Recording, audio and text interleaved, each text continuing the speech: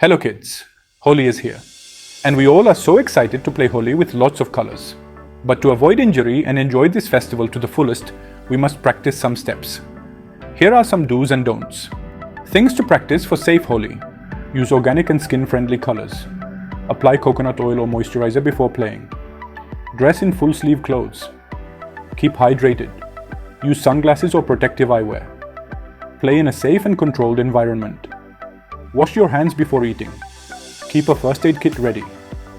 Things to avoid for safe Holi. Avoid excessive water use. Avoid using chemical colors. Don't allow rough play.